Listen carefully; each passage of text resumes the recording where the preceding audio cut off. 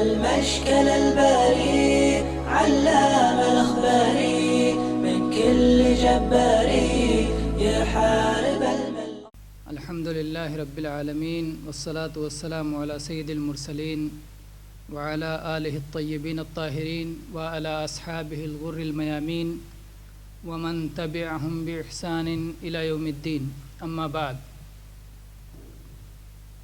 میرے بھائیوں، آج کا درس انشاءاللہ العزیز اسلامی اخوت کے تقاضے، چند تقاضے، اس موضوع پر بات ہوگی. ہمارا سلسلہ چل رہا ہے محاسن اسلام کا. اسلام کی وہ خوبیاں، وہ کمالات، وہ عظمتیں جس کی وجہ سے غیر کھنچ کے اسلام کی طرف چلے آتے ہیں اور مسلمان کو اس پر جیتے ہوئے اور اس پر مرتے ہوئے خوشی ہوتی ہے، اور وہ اللہ کا شکر ادا کرتا ہے کہ اللہ تعالیٰ نے اسے اتنے عظیم الشان دین سے نوازا ہے. اسی دین کا ایک حصہ یہ ہے کہ تمام مسلمان آپس میں بھائی بھائی ہیں. جب اللہ تبارک و تعالیٰ نے اپنے آخری رسول محمد ابن عبداللہ سراج منیر بشیر و نذیر داعی اللہ علیہ الصلاۃ والسلام کو مبعوث فرمایا تو اس وقت عرب کی حالت یہ تھی کہ جگہ جگہ لڑائی اور خونریزی تھی. بات بات پہ لڑ جاتے تھے، کوئی کسی کی بات ماننے کے لیے تیار نہیں تھا. ٹکڑیاں تھیں، گروپ تھے، جماعتیں تھیں، لیکن جو ایک اتحاد کی طاقت ہوتی ہے، یکتائی میں اکٹھا رہنے میں جو حسن ہوتا ہے وہ ان میں نہیں تھی، اور دنیا ہی ان کی جہنم بنی ہوئی تھی. اللہ تعالیٰ نے قرآن پاک میں جس کی تعبیر کی ہے کہ تم جہنم کے گڑھے کے کنارے پر پہنچ چکے تھے، پھر اللہ تعالیٰ نے وہاں سے تم کو نکالا. اللہ تعالیٰ نے فرمایا وَاعْتَصِمُوا بِحَبْلِ اللَّهِ جَمِيعًا وَلَا تَفَرَّقُوا وَاذْكُرُوا نِعْمَةَ اللَّهِ عَلَيْكُمْ إِذْ كُنْتُمْ أَعْدَاءً فَأَلَّفَ بَيْنَ قُلُوبِكُمْ فَأَصْبَحْتُمْ بِنِعْمَتِهِ إِخْوَانًا، کہ سب لوگ مل جل کر کے اللہ کی رسی کو مضبوط پکڑ لو، اور ان دنوں کو یاد کرو کہ جب تم آپس میں دشمن تھے تو اللہ تبارک و تعالیٰ نے تمہارے دلوں میں الفت ڈالی ہے. یہ دلوں میں جو محبت پیدا ہوتی ہے یہ ہماری اپنی کوششوں کا نتیجہ نہیں ہوتا، یہ اللہ کا فضل و کرم ہوتا ہے. تو اللہ تعالیٰ نے فرمایا فَأَلَّفَ بَيْنَ قُلُوبِكُمْ، اللہ نے تمہارے دلوں میں الفت و محبت پیدا کر دی. فَأَصْبَحْتُمْ بِنِعْمَتِهِ إِخْوَانًا، تو تم اللہ کی نعمت کو پا کر آپس میں بھائی بھائی ہو گئے. اللہ کی نعمت دین اسلام، اور اس کو پا کر کے ہم بھائی بھائی ہو گئے. اللہ تعالیٰ نے فرمایا ایک اور جگہ پر انما المؤمنون اخوہ، ایمان والے سب آپس میں بھائی بھائی ہیں. اسی طرح سے جب اللہ تبارک و تعالیٰ نے جاہلیت کے اس برے رسم کو مٹایا کہ جس میں وہ کسی بھی اجنبی بچے کو اپنا بیٹا بنا لیا کرتے تھے، جو حقیقت میں نہ ان کی بیوی کا بیٹا ہوتا تھا، بیوی کے پیٹ سے پیدا ہوتا تھا، نہ ان کے نطفے سے پیدا ہوتا تھا، اس کو اپنا بیٹا بنا کے اس کو نام دیا کرتے تھے. یہ جاہلیت میں بہت پہلے سے رسم چلی آ رہی تھی، لیکن اللہ تبارک و تعالیٰ نے اس رسم کو ختم کر دیا اور کہا ہر کوئی اپنی ماں کا بیٹا ہے اور ہر کوئی اپنے باپ کا بیٹا ہے. اس وقت یہ حکم دیا گیا کہ ان کے باپ کا نام لے کے پکارو. تو اس میں کتنے ایسے تھے کہ جن کے باپ کا نام لوگوں کو معلوم نہیں تھا، وہ مشہور ہو گئے تھے اسی کے نام سے جس نے ان کی پرورش کی تھی، جس نے انہیں اپنا بیٹا بنایا تھا. تو اللہ تعالیٰ نے فرمایا فَإِن لَمْ تَعْلَمُوا آبَاءَهُمْ فَإِخْوَانُكُمْ فِي الدِّينِ، اگر تم ان کے باپوں کا نام نہیں جانتے تو وہ تمہارے دینی بھائی ہیں، وہ بھائی ہیں. تو ہر شخص جو دین والے ہیں آپس میں سب بھائی بھائی ہوتے ہیں. اہل ایمان، اہل اسلام آپس میں بھائی بھائی ہیں. آئیے اس تعلق سے نبی کریم صلی اللہ علیہ وسلم کی چند احادیث پڑھتے ہیں. متفق علیہ صحیح بخاری اور صحیح مسلم میں عبداللہ ابن عمر رضی اللہ عنہما کی حدیث ہے کہ نبی کریم صلی اللہ علیہ وسلم نے فرمایا المسلم اخو المسلم، ایک مسلمان دوسرے مسلمان کا بھائی ہے، لا یظلمہ ولا یسلمہ، نہ اس پر ظلم کرتا ہے نہ اسے بے سہارا چھوڑتا ہے۔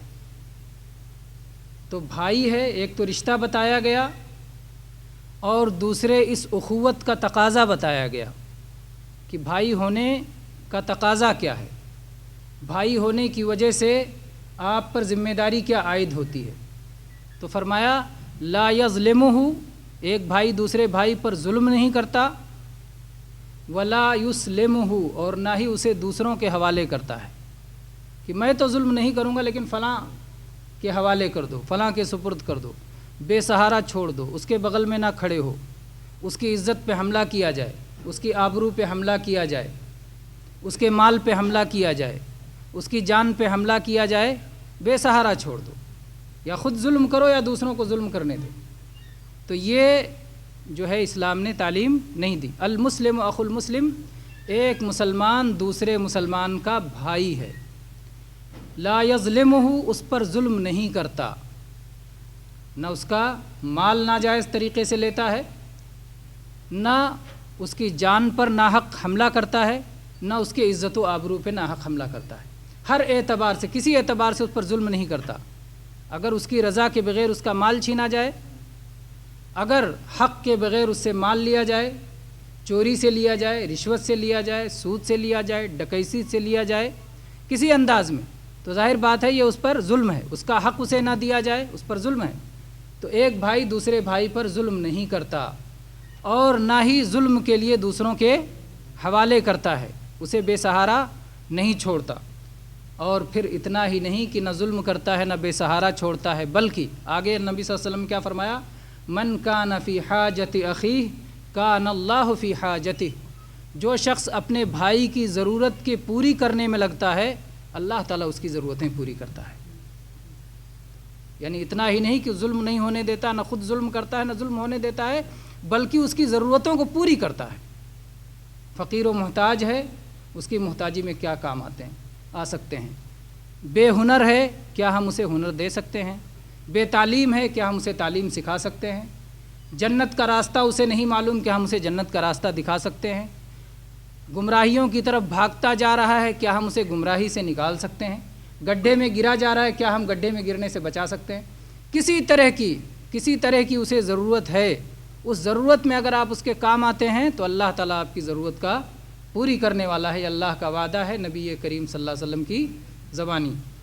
اسی طرح سے آگے فرمایا وَمَنْ فَرَّجَ عَنْ مُسْلِمٍ كُرْبَةً فَرَّجَ اللَّهُ عَنْهُ كُرْبَةً مِنْ كُرَبِ يَوْمِ الْقِيَامَةِ، جو شخص اپنے بھائی کی کسی تنگی کو دور کرتا ہے، کسی پریشانی کو دور کرتا ہے، کسی مصیبت کو دور کرتا ہے، قیامت کے دن آنے والی مصیبتوں میں سے کوئی مصیبت اللہ اس کی دور کرے گا۔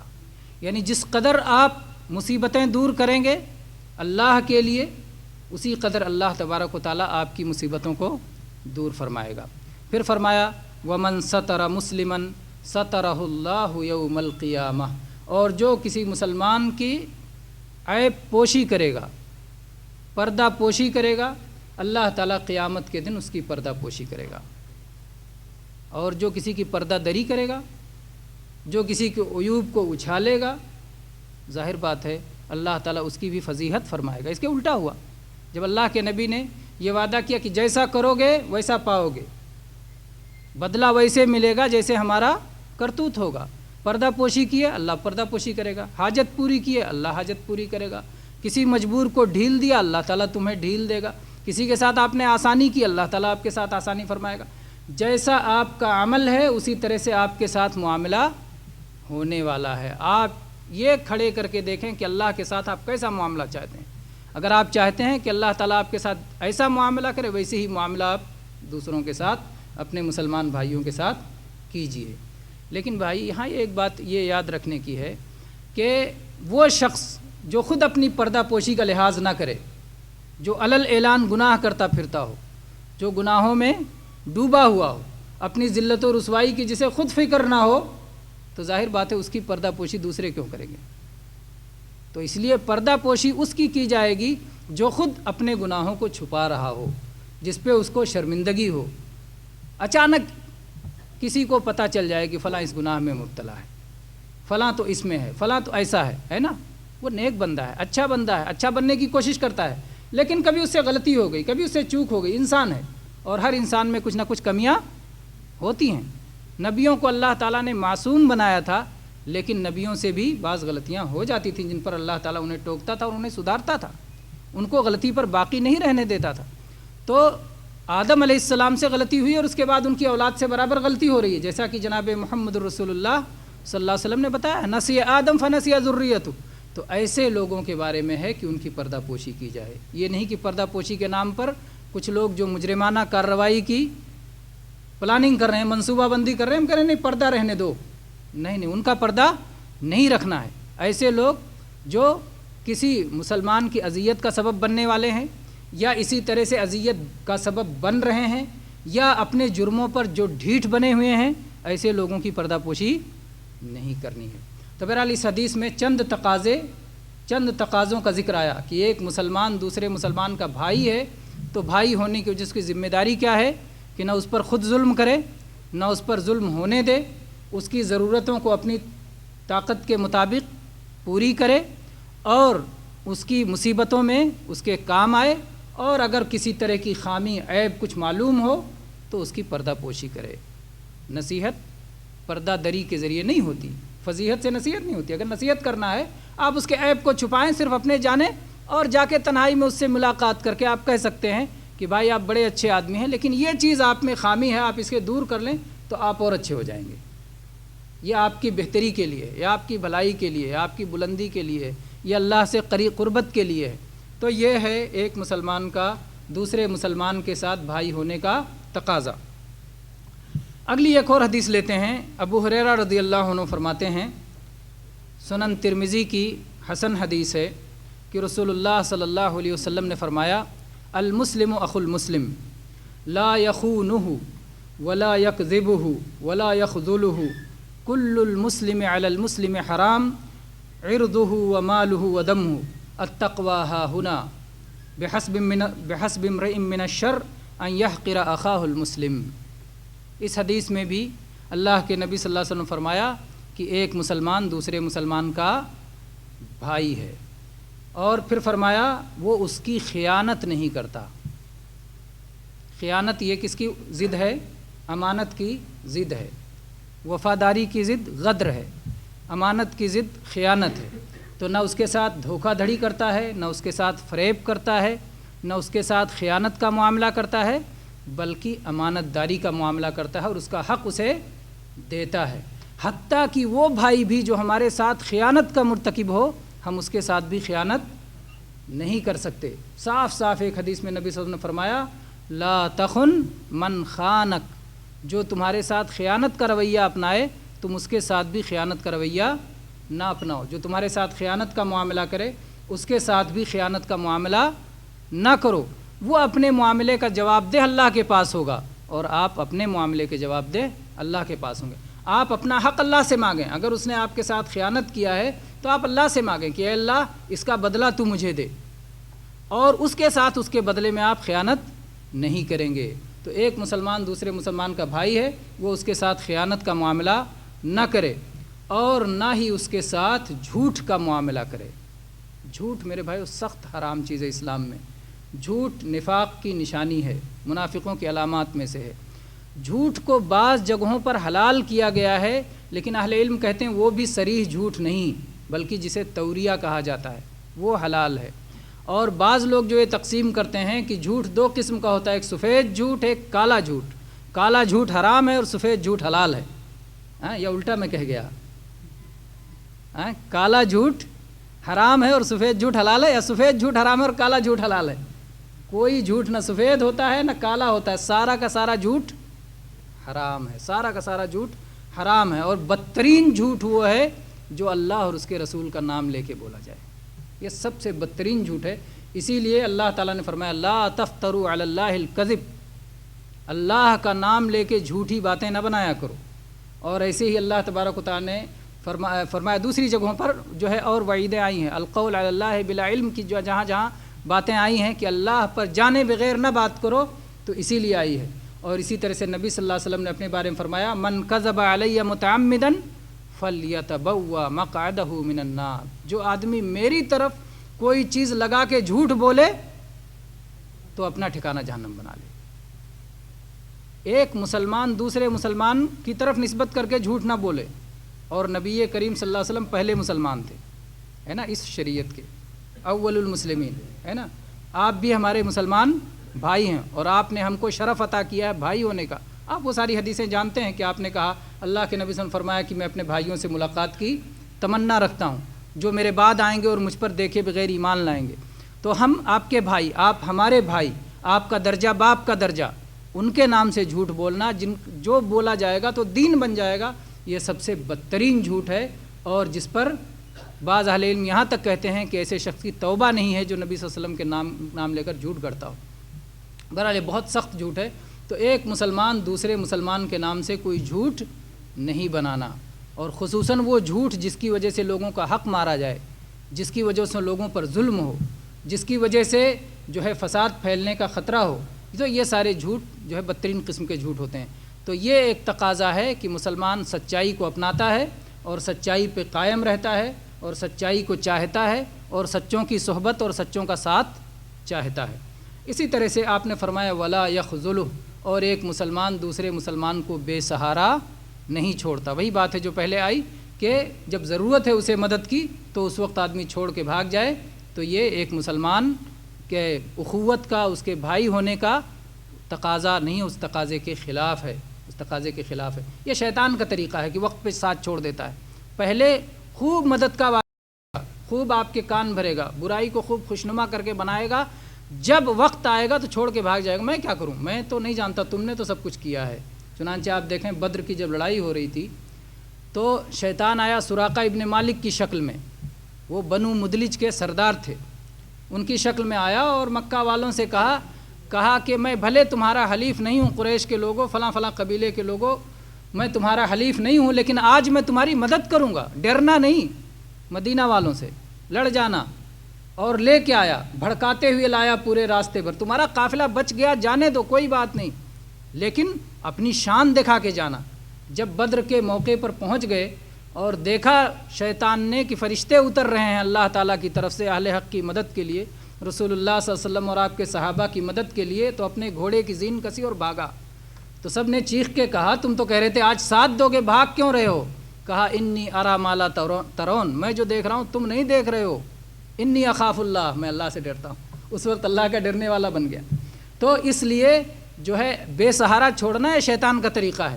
اہل ایمان کا، اہل اسلام کا طریقہ یہ ہے کہ جب ان کے مسلمان بھائی کو ضرورت ہوتی ہے تو وہ اپنی مقدور بھر، اپنی استطاعت بھر، اپنی طاقت بھر کام آتے ہیں، بے سہارا نہیں چھوڑتے۔ اسی طرح سے اللہ کے نبی صلی اللہ علیہ وسلم نے فرمایا کہ ایک مسلمان دوسرے مسلمان پر پوری طرح حرام ہے، حرام یعنی قابل احترام، اس کی جان حرام، اس کا مال حرام، اس کی عزت و آبرو حرام۔ نہ جان پر کسی قسم کی زیادتی کرنا حلال، نہ عزت و آبرو کو حلال کرنا کسی طرح سے جائز، اور نہ ہی اس کے مال کو اس کی رضا کے بغیر لینا جائز۔ تو یہ سب کے سب قابل احترام ہیں دوسرے مسلمان کے لیے۔ اور پھر فرمایا التقویٰ ہا ہنا، تقویٰ یہاں دل کے اندر ہے، دل کے اندر ہے تقویٰ، یہ صرف اللہ جانتا ہے کون متقی ہے کون غیر متقی ہے، کون کتنا ڈرنے والا ہے اللہ سے، یہ صرف اللہ جانتا ہے۔ اور چونکہ تقویٰ اللہ جانتا ہے اور تقویٰ کی بنیاد پر اللہ کے ہاں فیصلے ہوتے ہیں، اس لیے کوئی کسی کو حقیر اور کمتر نہ سمجھے۔ آپ نے فرمایا کسی مسلمان کے لیے، کسی انسان کے لیے برا ہونے کے لیے اتنا ہی کافی ہے کہ اپنے مسلمان بھائی کو حقیر سمجھتا ہو، اپنے مسلمان بھائی کو کمتر سمجھتا ہو، یہ اس کے برا ہونے کے لیے کافی ہے۔ تو کسی کو اپنے سے کمتر یا حقیر یا معمولی نہیں سمجھنا، لیکن اس کا مطلب یہ نہیں ہوتا کہ گناہوں پہ روکا نہ جائے، گناہوں پہ ٹوکا نہ جائے، نیکی کا حکم نہ دیا جائے، اس کا مطلب نہیں ہوتا۔ کوئی یہ نہیں کہہ دے گا کہ دل میں تقویٰ ہوتا ہے اس لیے میں جو برائی کر رہا ہوں مجھے کرنے دو، نہ۔ اللہ کے نبی کریم صلی اللہ علیہ وسلم نے دل کے تعلق سے کیا فرمایا ہے کہ بدن کا ایک ٹکڑا ایسا ہے کہ اگر وہ سدھر جائے، پورا بدن سدھر جائے گا۔ اذا صلح صلح الجسد کلہ، اگر وہ سدھر جائے پورا بدن سدھر جائے گا۔ واذا فسد فسد الجسد کلہ، اور اگر وہ بگڑ جائے تو پورا جسم بگڑ جائے گا۔ تو اگر آپ کا ظاہر بگڑا ہے تو مطلب دل میں کوئی خرابی ہے، یہ تو دل کی خرابی کی علامت ہے جو دکھا رہے ہیں۔ میرے بھائیو، دنیا میں بہت ساری چیزوں کو دیکھا نہیں جاتا، ان کو ان کی علامتوں اور نشانیوں سے پہچانا جاتا ہے نا۔ آپ ہوا کو دیکھتے ہیں، بدن میں سرسراہٹ، ٹھنڈک، پتوں کا ہلنا، یہ ساری چیزوں کو دیکھتے ہیں تو کہتے ہیں ہوا چل رہی ہے نا۔ آپ چوٹ کو دیکھتے ہیں، زخم کو دیکھ سکتے ہیں، چوٹ کو نہیں دیکھ سکتے، روح کو نہیں دیکھ سکتے۔ ایک انسان کو جب چلتا پھرتا دیکھتے ہیں تو آپ کہتے ہیں اس کے اندر روح ہے، اور جب ختم ہو جائے حرکت تو روح نہیں ہے۔ اسی طرح سے خوشی کو کوئی نہیں دیکھتا، لیکن جب آنکھوں میں چمک ہوتی ہے، چہرے پہ مسکراہٹ ہوتی ہے، آدمی مگن ہوتا ہے تو کہتے ہیں آدمی خوش ہے۔ غمی کو کوئی نہیں دیکھتا، لیکن جب چہرہ بجھا بجھا رہتا ہے، آنکھوں سے آنسو نکلتے ہیں، اور اسی طرح سے چہرے کی رنگت بدلی ہوئی ہوتی ہے، زردی چھائی ہوئی ہوتی ہے، تو کہتے ہیں آدمی غم میں مبتلا ہے، پریشان ہے۔ تو نہ غم کو دیکھا جاتا ہے نہ خوشی کو دیکھا جاتا ہے۔ تو اس طرح سے بہت ساری چیزیں ہیں جو دیکھی تو نہیں جاتی، لیکن ان کی علامات ہوتی ہیں، ان کی نشانیاں ہوتی ہیں جن کے ذریعے سے ان کو دیکھا اور جانا جاتا ہے۔ تو اس لیے اگر کوئی یہ کہے کہ تقویٰ تو نہیں دیکھا جاتا، لیکن تقویٰ کی کچھ علامتیں ہیں، تو اس لیے وہ انکار نہیں کر سکتا۔ جو برائی میں مبتلا ہو اور کہا جائے تو کہے گا تقویٰ یہاں ہے، کہا جائے اگر تقویٰ وہاں ہوتا تو نکلتا۔ البتہ جس کے نکلا ہوا ہو، ظاہر میں نیکی کے کام ہو، ضروری نہیں ہے کہ اندر بھی نیک ہو، یہ ضروری نہیں ہے۔ اس لیے کہ ہو سکتا ہے کسی دوسرے اسباب کی بنا پر وہ بظاہر ان کاموں کو اپنائے ہوئے ہو، اللہ کے لیے نہ اپنائے ہوئے ہو، تو یہ خطرہ ہے۔ اللہ تبارک و تعالی ہم سب کو صحیح سمجھ عطا فرمائے، اور اللہ تعالی ہم سب کو اپنا مخلص بندہ بنائے، نبی کریم صلی اللہ علیہ وسلم کے دین پر سچے دل سے اور سچے ارادوں کے ساتھ اور پوری اخلاص کے ساتھ، اور ہر قسم کے جو ہے توحید میں خلل آنے والی چیزوں سے بچاتے ہوئے اللہ ہماری حفاظت فرمائے اور ہمارے اعمال کو قبول فرمائے۔ ہم سب کو ایک دوسرے کا بھائی بنائے، ایک دوسرے کے لیے خیر چاہنے والا بنائے، ایک دوسرے کے کام آنے والا بنائے، ایک دوسرے کے لیے ہم سے جو کچھ ہو سکتا ہے وہ ساری خیر اور نیکی میں ایک دوسرے کا شریک، مددگار اور معاون بنائے۔ آمین۔ وآخر دعوانا الحمد للہ رب العالمین، وصلی اللہ علیہ نبینا وسلم۔